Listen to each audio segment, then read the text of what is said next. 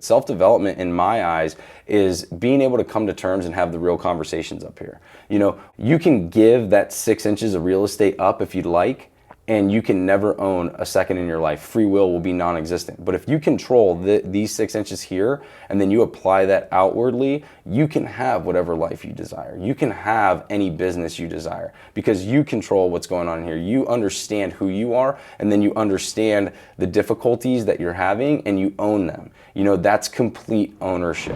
So you have a passion for fitness and the desire to start your own business, but launching a massively successful fitness business is extremely complex. The systems, operations, hiring, firing, coaching, sales, and marketing are critical to success. Where do you even start? This show will give you the answers.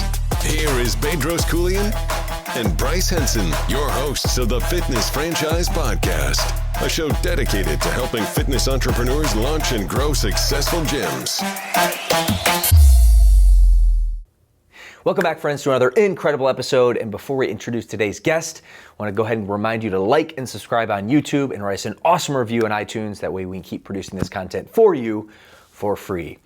Now to introduce today's guest, who's a dear friend of mine, who's also a former Special Operations U.S. Army Ranger, protective security specialist to the U.S. Ambassador to Iraq, men's leadership development coach, host of the Art of Masculinity podcast, and creator of the Wild Man Experience, Mr. Johnny Elsasser. Welcome to the show, my friend. Thanks, brother. Thank you for having me on. I appreciate it. Dude, man, this is exciting. We've been playing this for the last few months, coming out from South Carolina here in the studio, so we're gonna have a lot of fun today. Yeah, absolutely. I love these in-person conversations too. This is always a lot more fun because I get to actually feel your energy and jam out with you just as actual humans first, you know, instead of the Zoom stuff. Totally, man. Yeah. Totally. Well, good stuff. Well, first question, and to kind of give our audience a sneak peek, but tell us the backstory. Yeah, brother. So, man, it's hard because I was when I was a kid, I was always very present, and I came from a very blue collar family. Nobody made a lot of money. We weren't broke, but we weren't buying nice stuff. You know, we were always getting the knockoff of everything, but we didn't want for anything. So I grew up that way, working hard my whole life. And the thing was, presence is something that's really important to me. But when I was a kid, I didn't notice how having presence and no forethought for planning could really change your trajectory. So I got into the Army when I was 17 years old. I had to get emancipated by my parents because I didn't know what I was going to do after high school. I literally showed up towards the end of high school. I was a great soccer player, but I'd done none of the testing or anything to get scouted by the NCAA.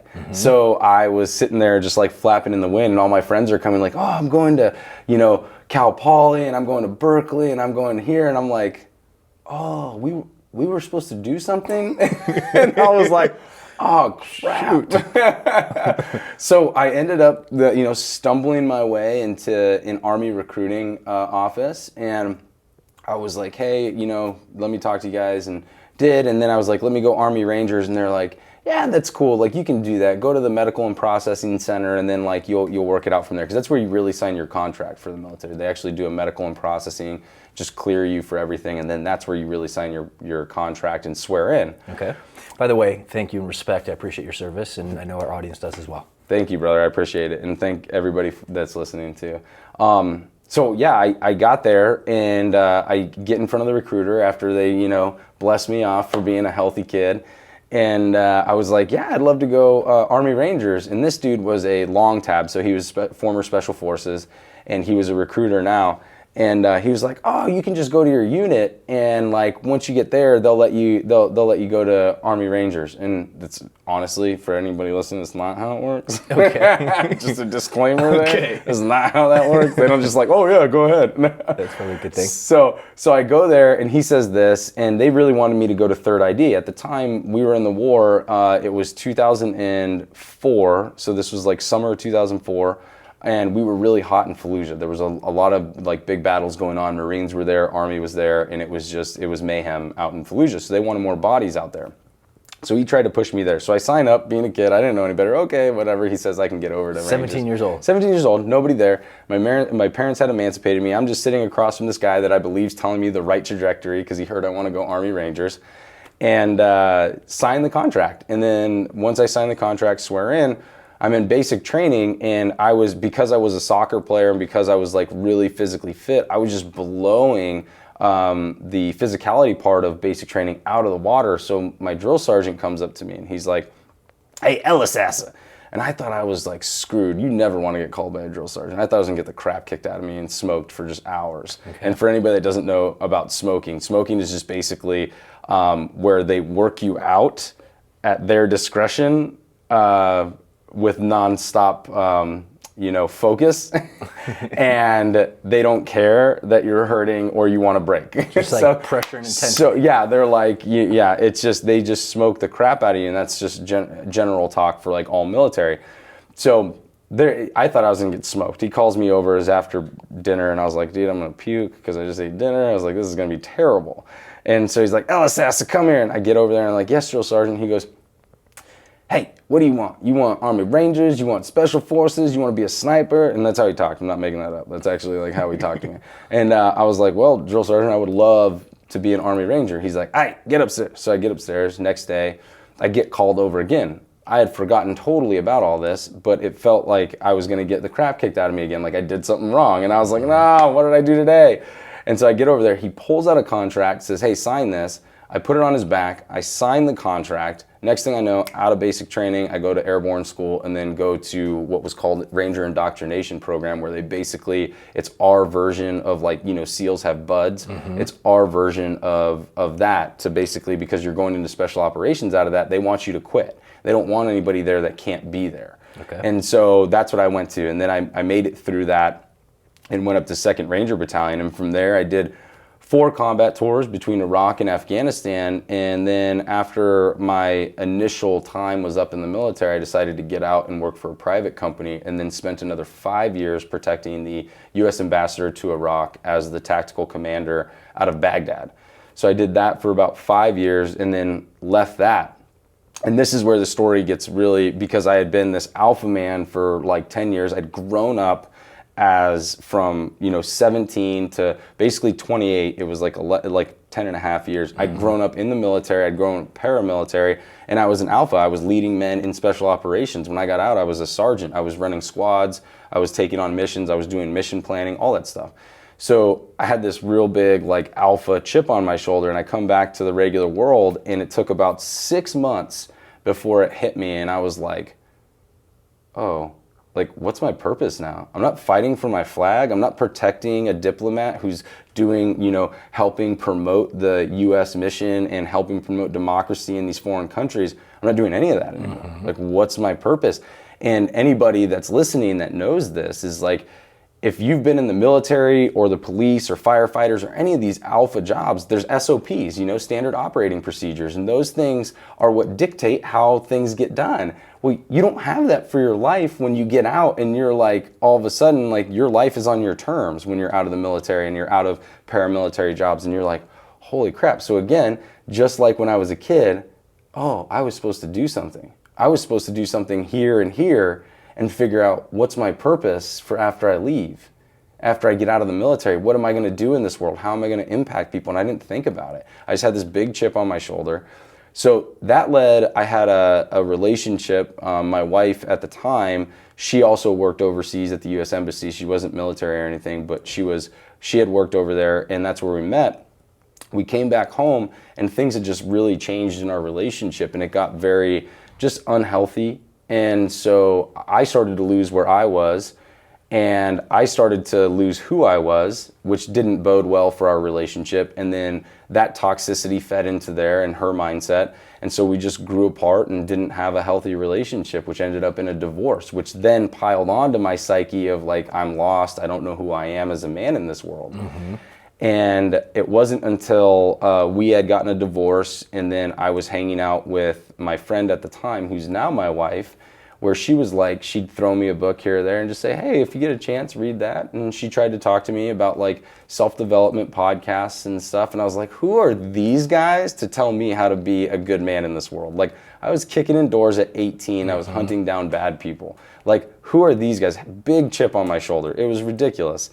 And then I had to come to terms when I first picked up the book, Excuses Be Gone by Dr. Wayne Dyer. That was the one that was a stomach punch for me, because the way he writes, he was an incredible intellect, but he wrote like you were sitting down having a drink with him. And he just like punched me right in the stomach. And I realized that I was making excuses of why I didn't want to be a good man, because I was hiding my insecurities behind who I used to be. And when I realized that, I was like, holy crap, I'm all in. So I started to do research on self-development. I started to do research on the sociological and psychological foundations of masculinity. And I started to really dive into it. And it came to me when my wife started talking to me, and she was like, you need to be out helping men, because a lot of them are stuck where you were, and they'll respect you for what you've done in your life, and they will at least give you 5 minutes to listen to your podcast to hopefully change their trajectory and become something different that they're authentic with. And I said, you're right, babe. And so I'd also thought back to a lot of the guys I served with overseas, and they had these really toxic relationships with themselves, with their wives, with their kids. They would come back sometimes and be like, oh, I couldn't wait to get back to Iraq. And I was like, what, bro? Like, you couldn't wait to get back here? Crazy. Yeah. And so I was like, dude, so when I thought back to that, I was like, there's so many men out there that could use this. So that's where we came up with the podcast. And then ever since then, it's been creating the podcast and then creating avenues where I can bring men into the ecosystem and start to teach them on how to find that purpose for themselves and that authenticity in themselves. So that way they're not like living by societal prescriptions and societal boxes that put all of us men in. So that's really like up full spectrum up until where we are today now. So dude, man, love it. Like, mad respect, and good for you for at such a young age kicking indoors. And granted, you look back and hear your story, and you kind of look back at maybe a little bit ashamed at how you were, and then obviously you had the big eye-opening experience. But also, to your credit, I mean, you went through a lot at a young age, and I'll acknowledge you for that. I appreciate that, brother. So a lot to unpack there, and I want to kind of dive in, because a lot of our audience are interested in fitness and business and entrepreneurship, and we've had many, not all, but many former military guys and gals join Fit Body Bootcamp, our particular franchise, because it's mission based, and for all the reasons that you listed there. So what would you say, Johnny, is like your mission with your new movement? Yeah, it's very clear for me, is my mission is to do everything I can to help men understand, number one, the foundation of masculinity, because it's been incredibly distorted, and the way society presents it in the media or in articles and stuff like that is not truly where it came from. And we can't understand where we're going until we understand where we've been. And so as men, we need to really understand that before we can start to build ourselves back up to be an evolved man. So that's really like my mission now, is to help them understand that foundation, and then to push forward into identifying their authenticity so they can show up as like really good entrepreneurs. They can show up as really good fathers, as really good friends, as really good colleagues, as just great men who own every cell in their body and own how they are with every single person they interact with. That's my mission now. Dude, love it. Like, our world needs that right now. Yeah, thank you, brother. What would you say, from that lens, like the normal social contracts or confines, like on how men, quote unquote, should be versus like how they are, or at least the goal that, to be a higher evolved man? I guess what I'm trying to ask is, what would you say from your perspective are a few kind of ideologies that men are classified as, but they're really not? Yeah, it's such a great question. And honestly, the first thing is that there was a study, and I can't remember the gentleman's name, something Ritter, I believe, but he did a study where he actually went out and had men say if they aligned with the current prescription of masculinity in the world today. And I think what came out of it was about 94% of men didn't even associate with what masculinity was.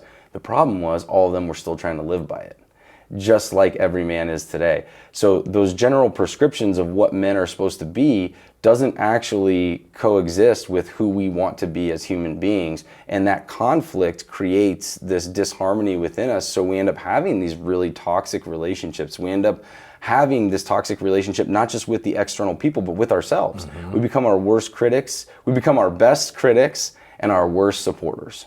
And that's exactly where men are today. And then it becomes also very uncomfortable to want to talk about that with other men, for them to sit down and say, Bryce, bro, I'm really hurting. Like, I've been told I'm supposed to be this, and I don't really like being that way. Like, how do I live outside of that and not be judged? And guys don't really talk about that. So that general prescription of this box of what men are supposed to be needs to be just broken open and realized that a lot of the foundations were outdated and built on a societal structure that wanted us to operate in a certain way to keep society moving in the direction that they wanted it to be, right? And then now we're at this precipice where women have completely thrown that dynamic on its head. And if we don't evolve as men and understand that they have their power and that they're entrepreneurs and that they're freaking crushing it in this world, now that that's happened, if guys don't evolve with it and they stay in this old prescription where we're supposed to do everything, put food on the table, protect,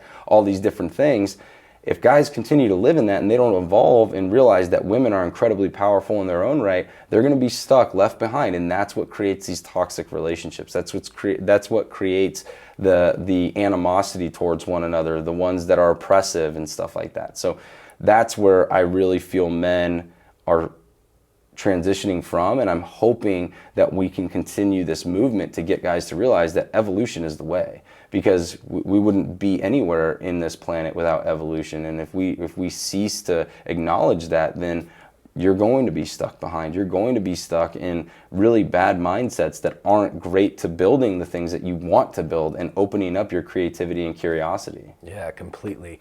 Deep stuff, but super, like, really, really valuable. It's a conversation I think we should have. And Johnny, like, why I was so excited to have you on the show, and I think just the common theme is personal growth. I mean, you exude it. Obviously, your story, and we're going to kind of touch, a little bit more on that right now. But what does, personal growth mean to you? And I asked that because I heard this one time actually from a mentor, a friend of Bedros, is Ed Milet, and he said that entrepreneurship is the biggest self-development program in the world, because you ultimately, it's only you. When you're basically starting a business, you're accountable. You're accountable for the sales, the marketing. There's no one to point the buck at, right? So in order for you to develop to be the best entrepreneur or fitness business owner or business owner in general, you have to evolve, you have to improve, you have to self-develop. So we'd just love to hear more of your insights there. Yeah, it's such a, the way you present that, I've never heard it presented that way, but it's beautiful, and it's so intertwining between the two, entrepreneurship and self-development, because the fact of the matter is, as self-development goes, the whole point is that you need to know what's going on in here. Oh, yeah. And you need to be able to address that with a healthy mindset. So number one, you can critique your work. And number two, you can move and improve from that. And so entrepreneurship and self-development just coincide with one another very, very easily and seamlessly. But self-development, in my eyes, is being able to come to terms and have the real conversations up here. We can give you can give that 6 inches of real estate up if you'd like, and you can never own a second in your life. Free will be non-existent. But if you control these 6 inches here, and then you apply that outwardly, you can have whatever life you desire. You can have any business you desire, because you control what's going on here. You understand who you are, and then you understand the difficulties that you're having, and you own them. That's complete ownership. And that's where, to me, self-development comes into play, is complete ownership. If I do something great, I get to own that, and I get to acknowledge myself for that, which is something that men, and I know I think women are a little better at it, but men are incredibly terrible at it. Acknowledgement of good things. We'll be the first to acknowledge when we do something bad, and then we'll just hound on it. But women do a little better job of acknowledging those good things, giving gratitude to it, and saying, I did a great job today. I did something really good for my business. But self-development is acknowledging, owning those good things, but also owning the bad things, owning the mistakes, man. I've made a ton in my business. I've had silent launches. For anybody that doesn't know what that is, that's when you put something out and you get no signups. I've had silent launches. I've had minimal launches. It's just, I've had to figure out where marketing went wrong, where marketing can improve. And that's the negotiation that you constantly have with yourself in entrepreneurship. But that's why self-development is so important to intertwine with it. Because if you can't have those real conversations and say, wow, yeah, I didn't put my foot on the gas for the last 2 weeks, and I really didn't market this very well, and maybe I just didn't hit the messaging right. If you can't have that conversation and say, okay, now let me go back to the drawing board and improve, then entrepreneurship is going to be very difficult, incredibly difficult. And everybody that starts it, we all struggle. And very rarely are you going to find somebody that kicks off entrepreneurship and everything's high and mighty and just like successful. That's not the road. Yeah, and I'll end on this point, this was one of the profound things that hit me when I finally started to get into self-development. I used to listen to Lewis Howes a lot, amazing podcast. And he had a woman on, and she was a doctor, and she had written a book that had basically skyrocketed her. She'd written a book, and I can't remember the name of it, but she'd written the book, and she essentially became an overnight success. And what she said on the podcast was, my overnight success took me 14 years. And I was like, mic drop. Yeah. Because truly, that's what entrepreneurship's about, is you're behind the scenes doing that stuff, and it takes that self-development to acknowledge that and move forward with it and continue to put one foot in front of the other every day. And then all of a sudden you become that overnight success, but it might be 10 years down the road. But because you put that one foot in front of the other and you never gave up and you persevered and you understood who you were, that's what gave you that ability to be that overnight success 10 years later. Cool. Like knowledge bombs over here. That's gold right there. And one thing it's so true, like you have to be able, as an entrepreneur, you have to be able to take credit, and own the win, but you also have to own the loss. And that dichotomy is just something a lot of people don't live up to, but it reminds me of the book I'm sure you've read many times over, Extreme Ownership by Jocko Willink. I mean, that just sums it up right there. Absolutely, man. And saying this to everybody listening, I still struggle with this too. I have a hard time acknowledging when I do something good. My wife is incredibly great about helping me with that, but it's something that I have to remind myself of every day. When I do something good, I need to give myself gratitude for it, because our subconscious doesn't understand, if we don't tell it, that we're giving it appreciation. It'll follow the way that we prescribe it to follow, which is negative or positive. If we give it that languaging, then it'll function appropriately. So if we're not giving it any positive feedback and we're only doing negative feedback, and you wonder why everything in your life is negative, you did it to yourself. Well, dude, I struggle with that same thing too, and it's also kind of in a different framework of like celebrating your wins. Yeah. Because a lot of times, like being an entrepreneur, having a big mission and passion, like yes, we're doing great things. We're obviously overcoming obstacles as well, but sometimes you need to take a step back, acknowledge that win, and celebrate it, because then your subconscious feels that like great energy and that vibe, and then wants more of that, so you can accomplish more. 100%, brother. So. Good stuff, man. Well, not shifting gears, but kind of on the same mindset of personal growth. Now we've been talking about like developing inwardly, right? Yeah. But outwardly and transforming. It starts inward, but being physical, and kind of the theme of this podcast being the fitness franchise show, it's really important to live a healthy and fit lifestyle. So I know your background, you were a soccer player, but self-proclaimed. You were kind of scrawny as you entered into the military after high school, but then now you're certainly not. Yeah. And I know from knowing your story, bodybuilding was an element of your past. So just love to hear from your perspective the value of fitness, maybe a little bit about your own fitness journey. Yeah, brother. So fitness for me is a part of who I am. It's never been something that I had to go do. It was something I wanted to go do, and actually to make me a better person every day, I need to be in the gym. And it doesn't matter if it's a knowing my body and I'm having a little softer day in the gym, like 45 minutes of just like maybe lighter stuff. But getting in there and getting my workouts in have been pivotal to not only who I am as a person, but my confidence, how I carry myself in public. Totally. It's huge. Like when I don't go to the gym for like a week or something, because my wife and I are traveling, I honestly feel like I'm just this, obese person that's eating like French fries and McDonald's every day. Mm-hmm. But that's not the truth. It's just my own psyche. But you right? feel that way. That's how I feel. Yeah. And then if I'm getting in the gym every day, I feel great. And like my body feels great. It responds well, but also my psyche is like just on point. I'm clearer. I have a ton more clarity, and the fact that I'm just more focused and driven with that. So for me, fitness became a huge building block when I was trying to find myself after that transition from the military, because I got to step foot into the bodybuilding world, which has been something that I always wanted to do, because I was just a big proponent of working out and taking care of myself. And so when I got to bodybuilding, it was incredibly fun, but it was also my stepping stone to give myself a goal where I was like, okay, here's something that's going to give me a focus for 12 weeks. Dieting, working out, making sure that I'm on point with everything, not cheating, allowing myself to really see the benefits of doing what I'm supposed to do with my goal of being on stage in 12 weeks. And so it really gave me a huge boost of confidence and giving me a purpose. Oh, yeah. It gave me a goal, a purpose, and it gave me a direction for that time frame. So I then took, what I did was, taking something that was always important to me, and now it had a goal at the end of it, and then to further that, I started to really take my internal health seriously. Because at the end of the day, bodybuilding is one thing, but bodybuilding doesn't take care of that inside, getting the right nutrients involved, making sure that things that you're doing aren't shutting down hormones or neuroreceptors, and you're making sure that you're taking in the right type of food. So then that became a mission for me too. I didn't just want to look good outside, I wanted to look good and feel good inside. And that's been a huge transition for me recently, because I used to think that, if I look good outside, I was healthy inside.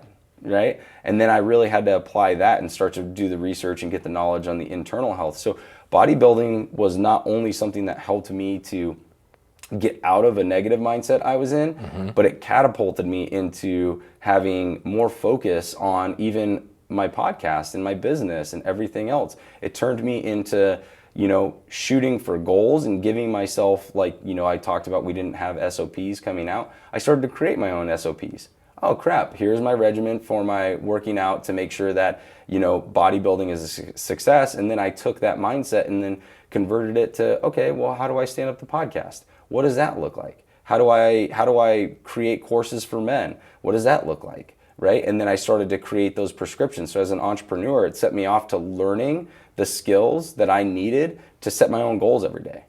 So love it, man. Johnny, I always say fitness for me is like the gateway drug. It makes me a better, obviously with my own fitness, both externally, but to your point, internally as well, makes me a better, working professional, husband. I mean, just literally makes every aspect of your life better, more successful, you take more action. So absolutely love it. And I think that's a big, message to our audience. And whether our audience is ever going to be a bodybuilder like you, Johnny, or not, just living a healthy and fit lifestyle will make you a better business owner, a fitness owner.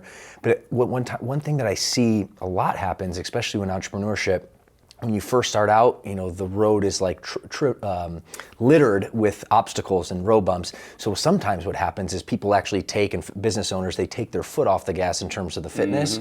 And it actually should be the opposite, because long term, that's actually what's going to sustain you. Absolutely, man. And like I said, now the way my regimen is every day, I started writing a book and stuff like that, it has set me off with such clarity in my mornings by making sure because I switched mine to where I'm working out in the mornings now in a fasted state. And I was like, man, I am so clear and focused for my business by doing that. And I noticed when I don't do the workouts in the morning, when we're traveling and stuff, even if I want to get business done, it's not the same. No. It's not the same. And my wife knows too, when I don't work out and stuff like that, she's like, hey, you might need to get to the gym pretty soon. Because you're not being nice right now. You're a little cranky. Dude, I'm with you, man. So birds of a feather flock together. Absolutely. Awesome. All right, so moving on, next chapter, but still kind of again on the personal development kind of mindset, which I really think is the biggest value that I really wanted to showcase our audience, but is the value of coaching and mentors, and how we met, which is a mutual friend, mentor, business partner of mine, co-host of the Fitness Franchise Podcast, Bedros, we call B. Yeah. So I know you've done coaching with B, so I was just curious how you met B, kind of what that story looks like, and also too just the value that you have in a coach. Yeah, absolutely. So B and I got introduced through a friend of mine who had B on his show for the podcast. So I connected to Joan, and then when I it was a shot in the dark, by the way. So when I connected to Joan, she was like, yeah, Bedros would love it. I gave him my story and stuff like that, and Bedros would love to be on the show. Oh, that's right up his alley too, man, right. Your story. So. Yeah, so I was like, great, cool, this is amazing. But then I was like, let me just email Joan. And this is for everybody out there, I used to not believe in this mindset, but it's so true. It's, 100% of the shots you don't take, you'll always miss. And so I reached out and said, Joan, I would love to get a workout in with Bedros in the morning. Is that possible? And you know how busy he is. I mean, his schedule's just filled constantly. And she writes back, he would love to do it. And I was like, oh my gosh, I am just amazed that just taking that leap of faith on myself, the worst thing he was going to say is no. but I was like, my ego always would get in the way of that. And so he said yes, and then we connected and just became, friends from there. But then also he's on the show, and then, he's done a lot to educate me on like what business is like, how being a good entrepreneur is, and all these things. So coaching for me, I didn't believe like so much in the mentor. Everybody was like, oh yeah, you need a mentor. And I was like, no, you can figure this out on your own. Like I used to have to figure out a lot of things on my own. No, mentors are so important, because if you can learn something from them that was a mistake in their journey that you don't have to make, why would you not take advantage of that? You just collapse time. Yeah. Turn the ego down and allow yourself to open your mind and receive from people like yourself who have experienced, failure and then success in business, and allow them to help you along the way. Like helping is really, it's so important, but we as men tend to not really want to get involved with asking for help. But at the end of the day, that's one of the best things that we can ever do. We can ask for support and say, hey, Bryce, you mind just hopping on a call every like 5 or 6 weeks and just kind of going over stuff? I know you're busy, but if you can give me 30 minutes and just mentor me on some things, that would be super impactful. And there's so many people that have gravitated to that type of stuff. But coaching and mentorship, if you're not using that now, like get on it, especially for business owners. Holy crap. It is a lonely world to try to figure this stuff out yourself. And there are a lot of mistakes to be made. And if you want to go ahead down that path and make all the same ones that Bryce made or anybody else made, then go ahead and do it. Or just call Bryce and be like, hey brother, I'd love to get some help. But like seriously, it changed my life. And I'm actually in a mastermind that you and I were talking about. I'm going up north after this. And the tactics that I've just been able to put in place and to give myself clear goals, like we've been talking about on this episode, clear goals of what the next steps are in my business, that has been so pivotal and has grown me so much in just 1 year to actually have milestones that are going to make an impact not only on the people I'm trying to help, but also on my lifestyle to become an entrepreneur and a better entrepreneur. Dude, man, love it, dude, Yeah, love it. Thank you. All right, so let's take a few minutes to talk about your movement. And I know you had, the backstory, your epiphany, the Art of Masculinity. So I want to kind of give you the platform to share with our audience kind of, what you're currently doing right now and what the future looks like. I appreciate it, brother. Yeah, so what's going on right now is I have a few online programs that we've put together for men that they can get involved in. One's a 7-week program, and then I have another one called the Dawn of Masculinity. I co-host with a good friend of mine, Lucas Mack. Okay. And that's a 12-week really in-depth course where we go through past trauma and then we go through this whole development process. The 7-week one is a system, the Savage system that I created to help guys really have a repeatable process. So like similar to what you guys do here, is you give them a repeatable process that helps them to continue to build franchises and continue to build successful businesses. The Savage system is a repeatable process that helps them to revisit it every time they find themselves in like a dark place or find themselves not being their highest selves. They can go back to that 7-week process, put it into action, and recalibrate themselves to be that authentic, successful man that they want to be for their family and for themselves, as a manager, anything, as an entrepreneur, whoever it is.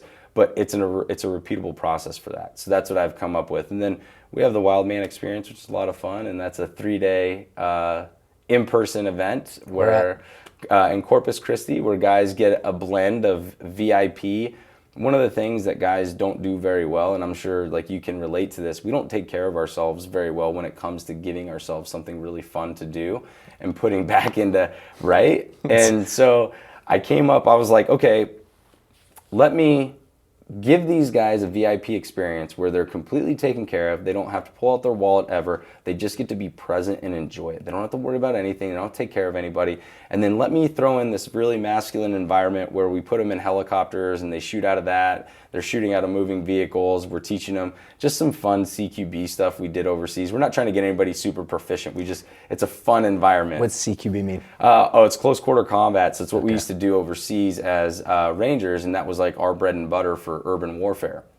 And so we teach them some of that stuff, like how to clear a room and everything like that. If you were to go in and there's hostiles in there, we have them shooting targets, so it's really fun. But we do that in a masculine environment, but then it's also men's self-development. So we're having real conversations, we're having, in-depth talks about what they're struggling with in life, like what's their gratitude in life, which again, we already don't acknowledge in a lot of ways. So we're talking about a lot of those things, and we're having these real potent, really just like life-altering conversations. So when these guys leave after 3 days, they're just ready to hit the ground running and crush being an amazing husband, if that's what they were struggling with before, an amazing business owner, amazing father, whatever it is that they came with, the baggage, they're able to switch that mindset and go and leave the wild man and frickin' just tear that apart and just hit the ground running. So it's really fun because it's just an environment that's not out there, because I came from the Spec Ops world, and I want to give guys just a taste of what was really fun for me when I was there. Dude, love it. So that's what we do with that, and then just the podcast, brother. The podcast, The Art of Masculinity, where I have amazing people like yourself and B, and other professional athletes on there, and guys really open up about what they've struggled with in life as they've maintained or gotten to success, and even what brought them down, and then they had to climb back up, so guys really open that up because it lets guys know that they're not alone. It's easy for us to think that, if you're struggling in your relationship, or you're struggling in your business, or you're struggling in your own mindset, that you're alone and nobody else is in there with you. But if you just talked or heard one other guy admit that, you'd be like, oh crap, I'm not alone. There is a way out. Let me start focusing on myself. Let me start thinking positively, and let me get out of this so I can be a better man outside of it. Oh, man.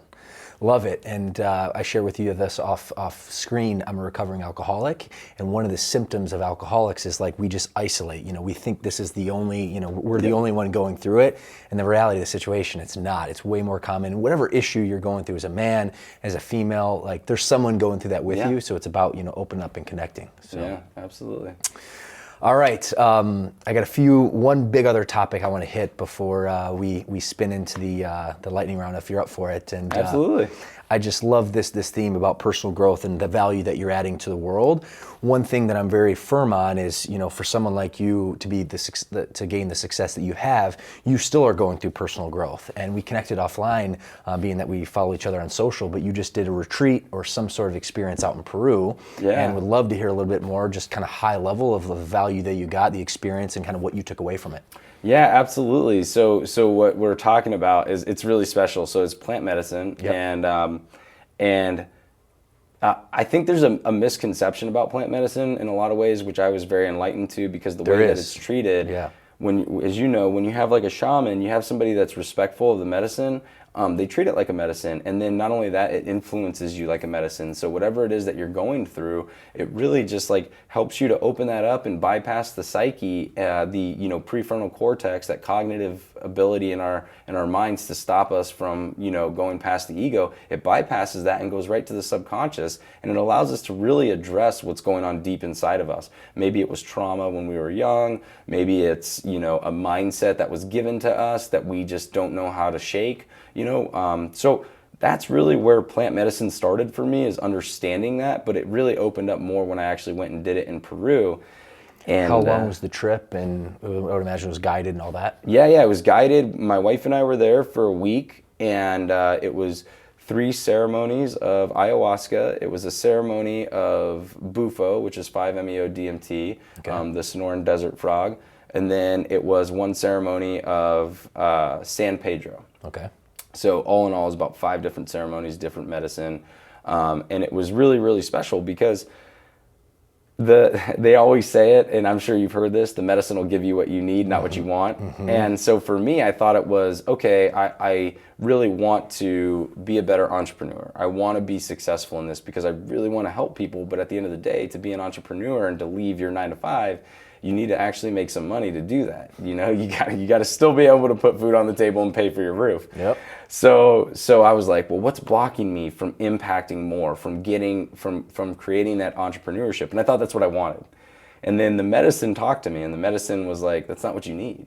the medicine gave me like more of a body healing. So when I took ayahuasca, it actually put me into almost like the world's strongest muscle relaxer. My whole body just was relaxed. My mind was still there, everything. I didn't have a ton of visions or anything like that. It's just my body just shut down and was like jello. And that was actually happened to me 2 different times. So out of the 3 ceremonies, 2 of them were just that. And so what it gave me was learning that through my past, I had been putting my life or my body through so much stress and so much pressure that even though like maybe we go on vacations and stuff like that, we don't give our bodies a break sometimes. And so what it did was it gave my body a break.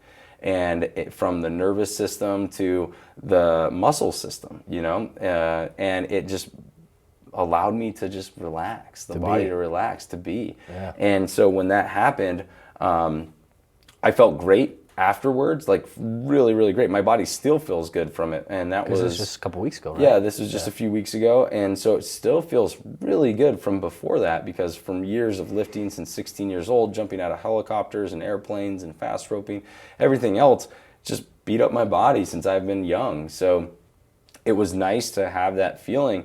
And then it also gave me kind of that insight that, wow, this really is, like, if you're doing these things the right way, you can really have some good healing powers. Like, they use them a lot.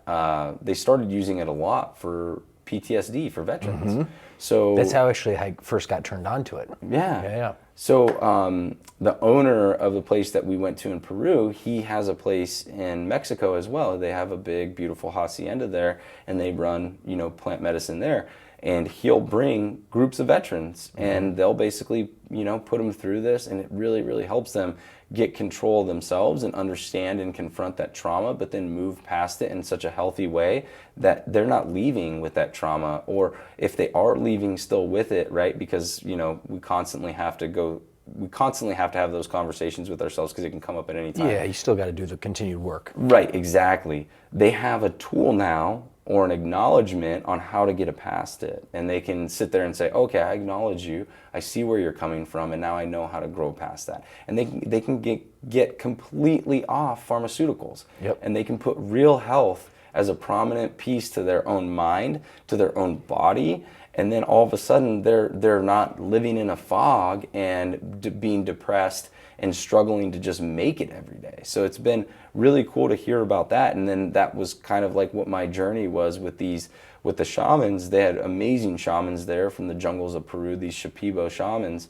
and they truly, truly treat this as a medicine, and everybody gets what they need, not what they want. So when we went through the ayahuasca and then the San Pedro, it was just like, wow, okay, I see where it was. And when I went through Bufo, that was really cool, because I actually, it's a very minimal time frame. It only lasted like 15 minutes or something, right? Yeah, I had after effects where I was like still in it for till about 45 minutes. Okay. But the onset, like the real impact, was about like 15 minutes. Yeah. But I felt this whole, it was literally, if you cut me in half, it was just my left side of my body, from my foot to my head, extreme pain and suffering and sadness, like ancestral stuff. Because I just heard the other day that we carry like something around like almost 600 years of generational in our genes, like generational impacts and ancestors' struggles and stuff like that within our genes. So like we all kind of harbor that, and it's carried from generation to generation. And so that's kind of what I felt, like the whole left side of my body. And then it was just like, all of a sudden it was just like, I couldn't even stop crying. It was just like immediately bawling, crying. And then after that, it was just like this euphoric kind of like tranquility and peace, like something had been lifted out of me. And so, and I don't know what it was, that's just what I felt. And I didn't see anything or have any resignation to like what it was in my past. And so it was just like this significant feeling to me. And so that's when I was like, wow, that's profound. But I felt like this huge weight was kind of like off of me, and just really felt like something had been healed from like an ancestral aspect in my own body. So all in all, like plant medicine for me, and like animal medicine, because Bufo is the Sonoran desert frog. But plant and animal medicine to me is just like, it becomes like how you view it as the person doing it. Yep. And how you're going in with your mindset. Are you giving gratitude and asking what you like from it? And not only that, but are you asking what you'd like from it from a place of like what's honest to you and how you want to impact the world afterward? And so when you go into it that way, it ends up being just this beautiful experience that you get to go through. And whether you have like, it's crazy because one of the guys, I don't share anybody else's journey, but he had something going on that from the outside, people would have thought he was crazy. But when he shared about it the next day, it was so profound for his life that it changed him forever after that. And you're like, holy crap, like that's the power of this medicine. So. Dude, man. Well, thank you for sharing. I want to acknowledge you for that. Thanks, brother. And, we talked about very minimally off camera, but I, followed along, and I had a similar experience last year, and a friend of mine was a shaman out in the East Coast and was introduced, and I actually was going through some trauma, and going through an experience like that, truth be told, it was challenging to go through it with magic mushrooms, psilocybin, but I came out the other side with like a ton of clarity and actually worked through trauma with a family member of mine, and actually was a game changer. So that's why I was particularly interested kind of on this theme of personal growth. Yeah. No, it was, man. It gives a lot of insight to who you are on an individual level. Like I said, mine was a little different, but everybody gets what they need from it, and it becomes particular to what they need to grow. So it gives you a lot of respect for that medicine, but a respect for yourself to own up to saying, I need some help, and maybe this can give me that. Totally. I think this is the theme of your work and my work as well. Absolutely, brother. All right, my friend, dude, this has been awesome. I know you've been so gracious with your time. We got a few minutes left, but I'd love to finish off the lightning round and provide that last, punchy value to our audience if you're up for it. Yeah, absolutely. All right, cool, man. All right, so first question, lightning round. What would you say, Johnny, is your zone of genius? My zone of genius is being present, honestly, and then we talked about that earlier in the episode, but being present. It's very evident just talking with you, so good on you. Thank you. I love being present, even sometimes to my own dismay, because it makes me sometimes not great on IG and stuff like that, because I would rather spend time with somebody and talk with them than like take a picture and then post about it, right? Yeah. But it's something that I think all of us can use to really be to own our life, because tomorrow is gone, or yesterday is gone, and tomorrow is not given. Mm-hmm. So all you have are the hours and moments that you're in that present day, and I just love to respect that. So I love that that's a piece of my zone of genius, and where I'm very good. It grounds my wife too. So cool. Yeah. This is an interesting one. What's a unique value bomb about entrepreneurship that you've learned throughout your tenure that the average entrepreneur should probably know, but for whatever reason they don't? Oh, don't try to recreate the wheel. Man, like seriously, if somebody is willing to help you or give you something, don't try to recreate the wheel. There's so many things out there that can help you to create a great structure as an entrepreneur. Just leverage those tools and leverage those people in your life, because if you're going to continue to try to recreate the wheel like we talked about, you're going to find a lot of failure, just like not getting a mentor or a coach. Oh yeah. So totally. All right, love it. Next up, you're a very passionate guy. What would you say is your biggest passion these days, and why?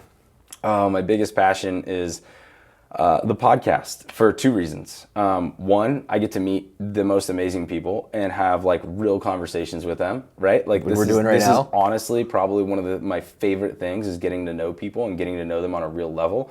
So that's the one part. And then the other part is I've gotten so much feedback from how it's really helped guys. And so that's a passion of mine, obviously, is to help men find themselves and to dig themselves out of these dark holes that we put ourselves in. So always and forever, man, it's just the podcast has been something that I'm just really, really passionate about. Love it, man. Good on you. Thank you.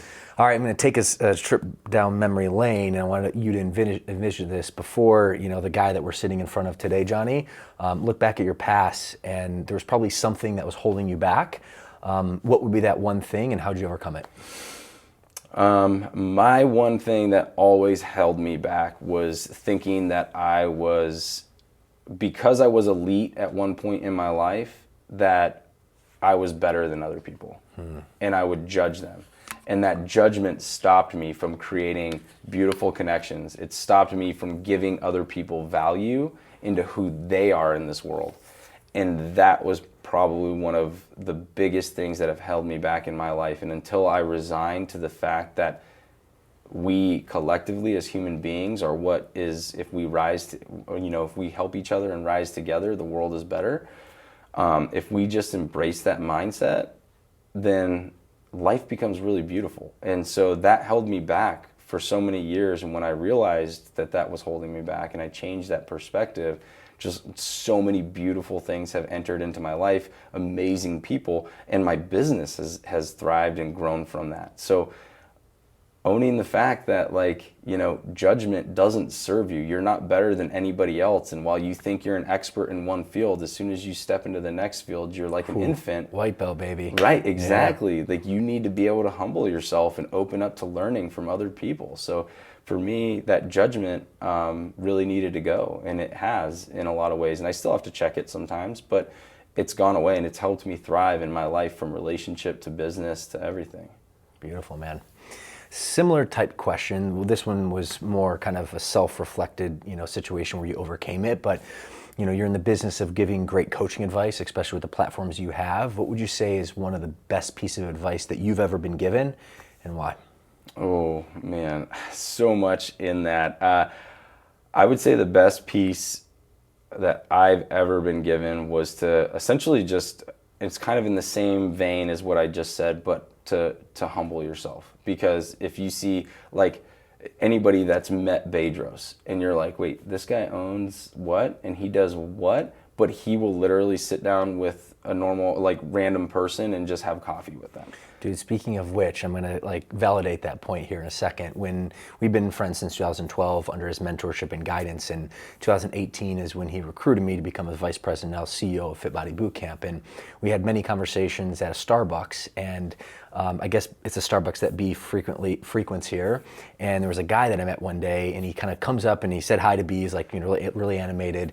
And he looks to me, he's like, hey, how do you know this guy? He's the undercover millionaire. And what he meant by that is, like, just the most, like, down-to-earth, like, person, but you would never know how much success he has. And he doesn't introduce himself as, the founder and president of Fit Body Bootcamp. He's a personal trainer that helps people get better. Yeah. So just to validate that point about B, and just that ethos about, how to conduct yourself. Yeah, and that's what it is, man, just to humble yourself, because that was a hard thing for me to do.